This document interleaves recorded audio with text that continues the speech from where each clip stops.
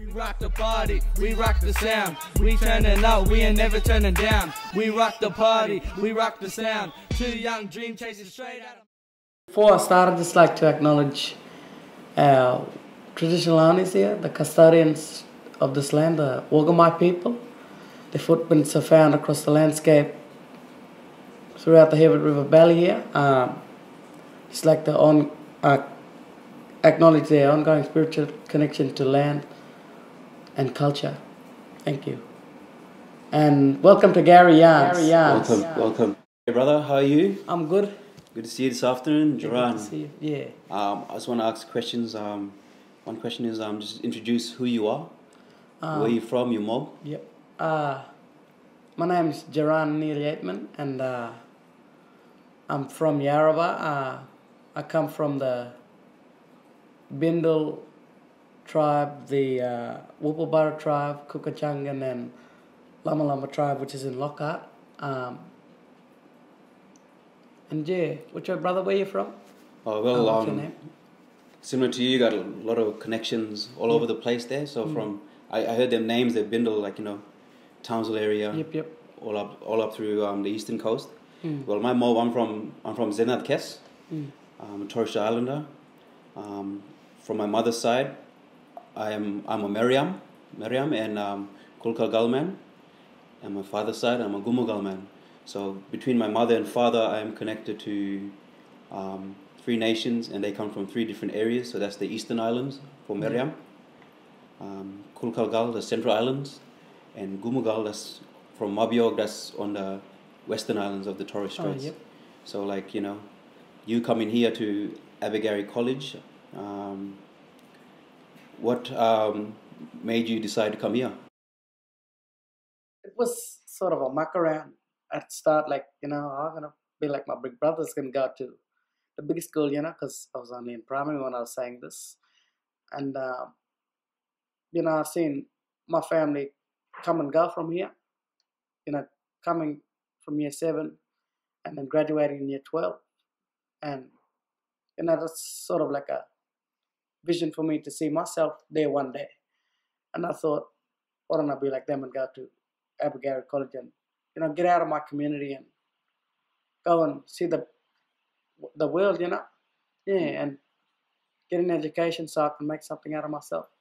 Yeah, I think me myself, I'm an old boy of the college. I graduated in 07, and coming from Hammond Island, a little small community, I think it's very important that we do step out of our comfort zone of home and better ourselves, put ourselves first. Yeah. And as you say, this journey for you. So what grade are you in now? Grade 8. And when did you first start it here? I started last year in March, I think. And what was it like your first day? Can you remember being here? Were you nervous or were you anxious? The first day I came, I had an interview over the phone, so I didn't come for the induction day, I think it was. So the first day I came, there was these 2 old PNG couple. There was this veranda sort of outdoor deck, and I was thinking, where's my dorm, because I couldn't sort of find out where it is. And my 2 bigger brothers, they took me to my dorm, and these 2 old people, they took me in and they said, this will be your bed, and they took me to my bed. And yeah, then my mom and dad, they stayed for a bit, packed my clothes in the lockers and stuff, made me feel comfortable. And then probably about an hour later, they left and then my brother and my other brother was looking after me, and I sort of followed them for the night. And yeah. So your first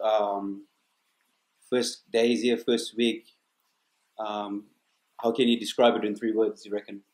Oh, well, I felt homesick. I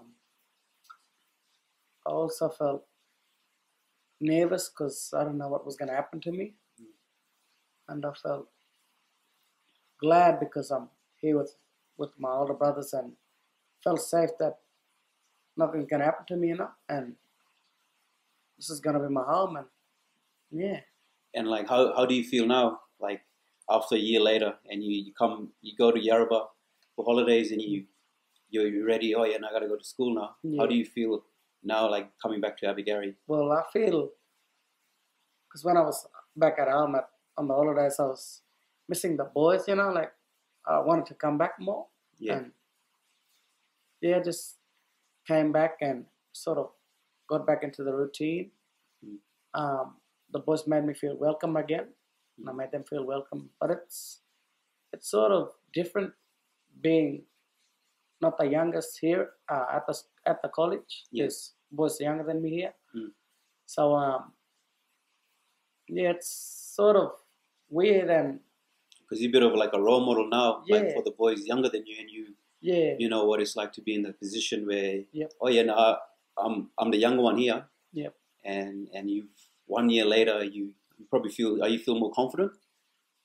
I do, but then I don't feel like this sort of I do, but I don't know.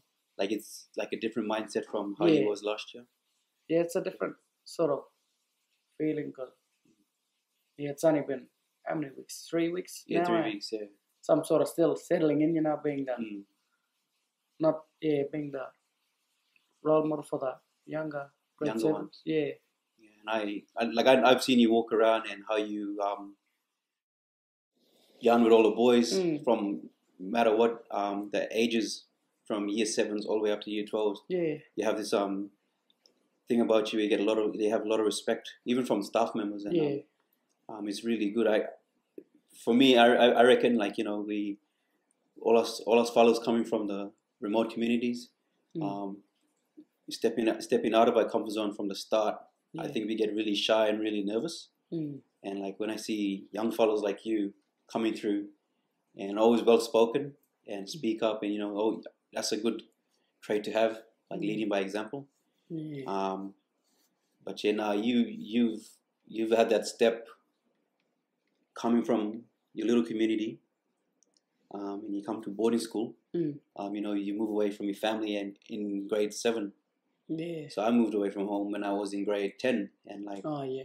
so you know, leaving when my mom left me, I was, you know, I was nervous and scared. But over time, you know, when you step out of that comfort zone, especially coming to boarding school, I reckon you do grow. And like for you, for example, too, you're in grade 8, and you can see that confidence. So you tell me something about confidence for you. Well, I really don't prepare for anything when I speak. I just normally speak my mind, because I'm also a speaker for the dance troupe, the Aboriginal dance troupe here. I welcome and do the acknowledgements for when we go out dancing, and on NAIDOC days I tell stories of the dance troupe. So I think it's a gift from God, you know. It's something everyone has, but some people is afraid to use it, you know, because we all have a voice, and we need to be heard, you know, as First Nations people. We're strong in culture and in environmentally strong, you know. We kept this land strong for over 65,000 years, and I think it's good to acknowledge us, you know. And so being confident is easy for me, because I come from a family of public speakers. My great-grandfather, Alfie Neal, was he fought for the referendum down in Canberra, in the Parliament House. He did a lot of politics stuff. They call him the bush lawyer now, because he sort of sets his own pace, and, you know, whatever he wants, he gets, you know, because he's very well respected. And I feel that that's my role model, because like I want to be like him one day. It's good to have those role models, especially like, you know, you come from that same stock of people. Like you was talking about your grandfather. As a Gowrie boy, do you have any other role models, you know, coming out of Gowrie that you know of, or in Gowrie? In Gowrie, or old boys, for example? Well, could be anyone, could be your uncles. You know?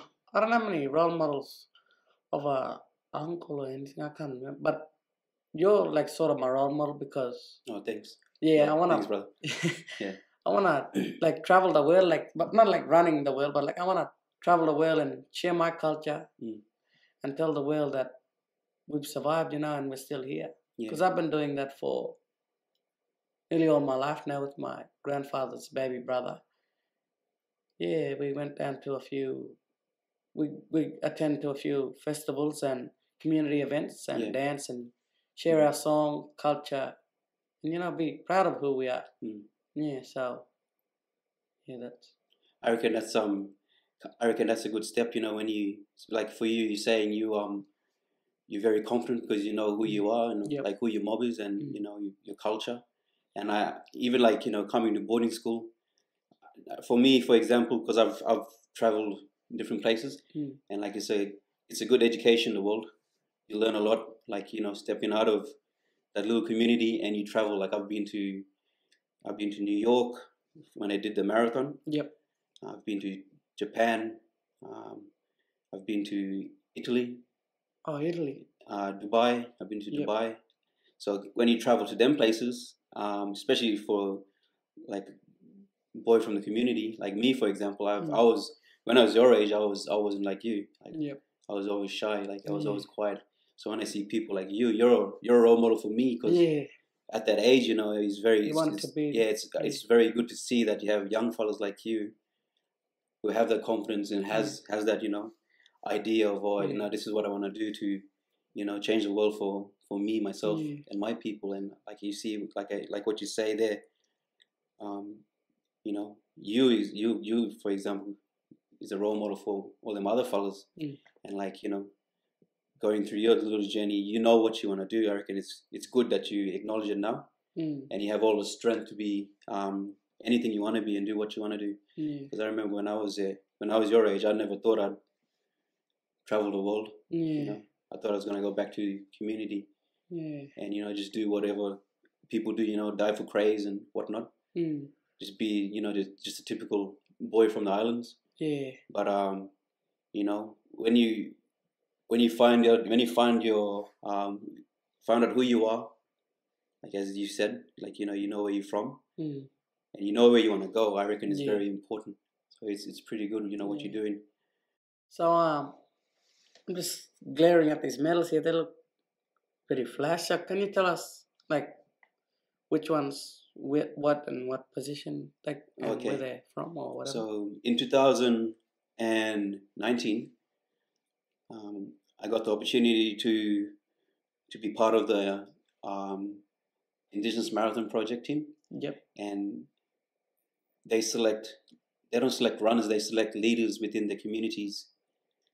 And for me, for example, the reason why I got selected, I believe, is because I wanted to be a role model for all them boys, especially you guys, because I work with you guys from the remote communities. Because they're the ones who, find it hard stepping out of their comfort zone. So like, leaving home, going to boarding school to get a better education, moving to the city to get a good job so they can help their family, doing further studies.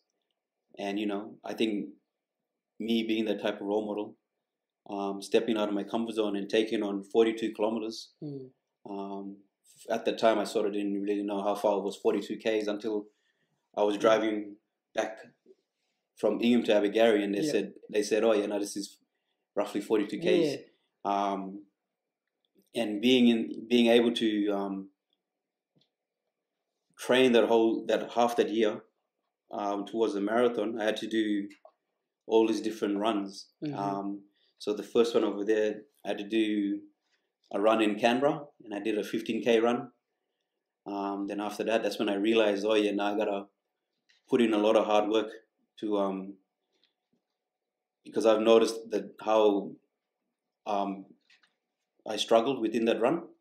So after that, I took it very serious with my training and what I was given. And so the second run I did, it was the 20K half marathon I did in Gold Coast.